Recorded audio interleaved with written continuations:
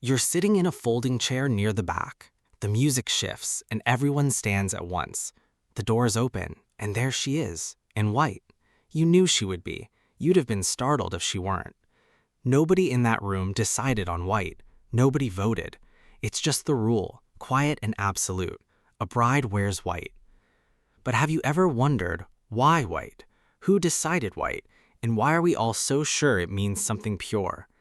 If you've ever wondered how a single color became the one thing every bride is expected to wear, you're about to uncover a little piece of history hiding inside an ordinary afternoon, and it goes much deeper than purity.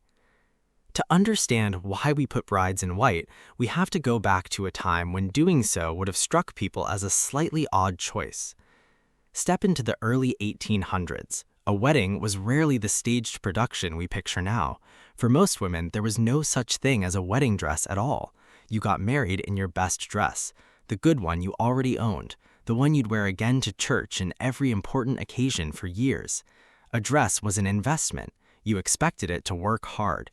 So brides wore color, lots of it. A deep blue was a favorite across America and Western Europe, practical, flattering, and quietly associated with faithfulness.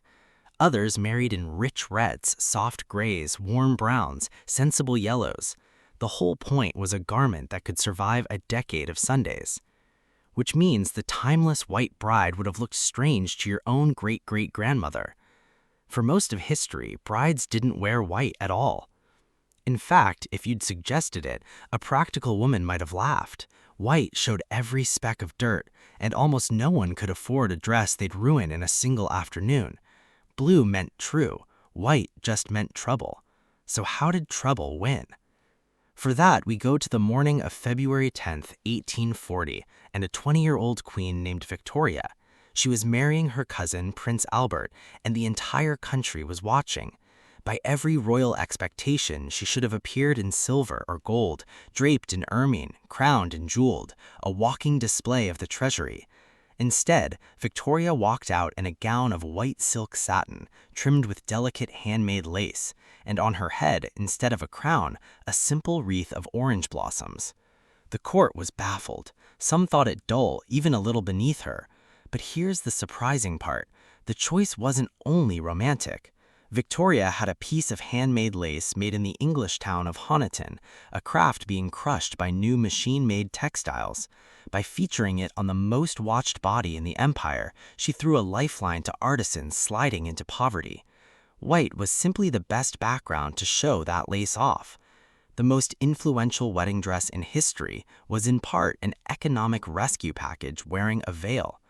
And that points us straight at what white actually meant in 1840, which is not what you've been told. We're taught the white dress is about innocence, purity, a bride arriving unspoiled, but that's not why anyone reached for white in the first place. White was a flaunt of pure wealth. Think about it. Keeping a white garment clean in a world of mud streets, coal smoke, and oil lamps was nearly impossible, so a white dress sent one unmistakable message: I am rich enough to wear something I'll probably only wear once. It wasn't a symbol of virtue, it was a symbol of money. White didn't whisper, she's pure. It announced she can afford to. And once the queen wore it, the image traveled. This was the dawn of cheap print, and newspapers feasted on the royal wedding for months. The gown was described in column after column, copied into fashion plates and song sheets, and carried across the Atlantic to American readers hungry for a glimpse of royalty. One wedding in one chapel quietly rewrote the picture that millions of strangers would summon the instant they heard the word bride. Which brings us to the part everyone thinks they know.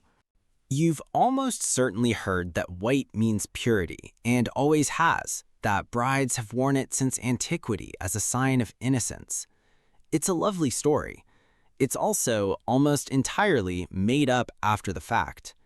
The purity meaning is younger than the dress.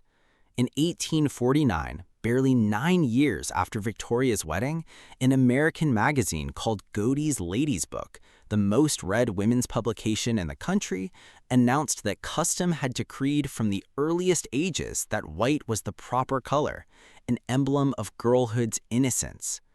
Read that again. A trend not even a decade old was being described as ancient law. The magazine took a fashion choice and quietly aged it backward into a sacred tradition. The meaning didn't come first, the dress did. The meaning got written on afterwards.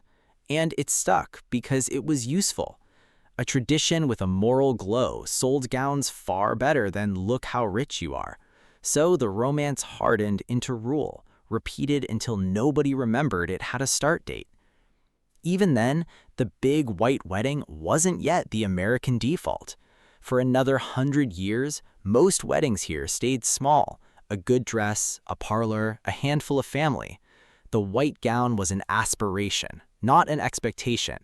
It took the prosperity after the Second World War, when ordinary families suddenly had money to spend, for the lavish white wedding to spread from the wealthy few to nearly everyone. A rich woman's habit became what everyone simply does, the moment everyone could afford to copy it. Which raises the obvious question: did Victoria actually invent the white wedding dress? She didn't. Brides in white turned up centuries earlier. An English princess wore white silk back in 1406.